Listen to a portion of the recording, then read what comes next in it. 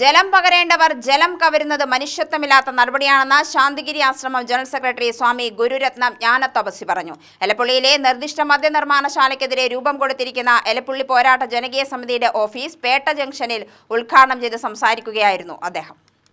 ലഹരിക്കെതിരെ സംസ്ഥാന വ്യാപകമായി പ്രചരണവുമായി മുന്നോട്ടു പോകുമ്പോൾ എലപ്പുള്ളി അതിനൊരു അപവാദമായി മാറരുതെന്ന് സമിതിയുടെ രക്ഷാധികാരി കൂടിയായ ഗുരുരത്നം തപസ്യ ഓർമ്മിപ്പിച്ചു. മദ്യവും അപകടകരമായ ലഹരിയാണെന്ന യാഥാർത്ഥ്യം അധികാരികൾ വിസ്മരിക്കരുത്. എലപ്പുള്ളിയെ മരുഭൂമിയും കേരളത്തെ മദ്യാലയവുമാക്കുന്ന തീരുമാനത്തിൽ നിന്നും സർക്കാർ പിന്തിരിയണമെന്നും അദ്ദേഹം അഭ്യർത്ഥിച്ചു.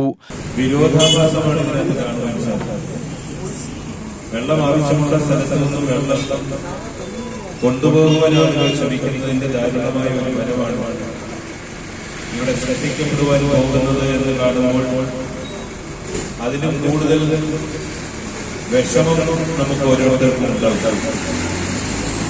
ഈ പ്രദേശത്തിന്റെ സാമൂഹിക കാർഷിക ജീവിതത്തെ ബാധിക്കുന്ന തരത്തിൽ ഇവിടെ സ്ഥാപിക്കുവാൻ പോകുന്ന ഈ നിർമ്മാണശാല അല്ലെങ്കിൽ വ്യവസായശാല അത് ജനങ്ങളുടെ ജീവിതത്തെ കൂടുതൽ ദുസ്സഹമാക്കി തീർക്കുമെന്നതിൽ യാതൊരു സംശയമില്ല.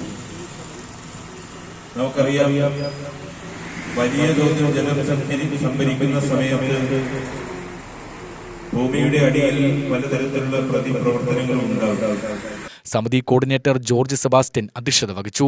ലഹരിവിരുദ്ധ പ്രവർത്തനങ്ങൾക്കായി മതമേലധ്യക്ഷന്മാരുടെ യോഗം വിളിച്ചു ചേർത്തിരിക്കുന്ന മുഖ്യമന്ത്രിയുടെ നീക്കം ആത്മാർത്ഥതയോടെയാണെങ്കിൽ എലപ്പുള്ളിയിലെ മദ്യനിർമ്മാണശാലയ്ക്ക് നൽകിയ അനുമതി പിൻവലിക്കുകയാണ് ആദ്യം ചെയ്യേണ്ടതെന്ന് ക്രൈസ്തവ സഭകളുടെ കൂട്ടായ്മയായ ആക്ടസിന്റെ ജനറൽ സെക്രട്ടറി കൂടിയായ ജോർജ് സെബാസ്റ്റ്യൻ പറഞ്ഞു.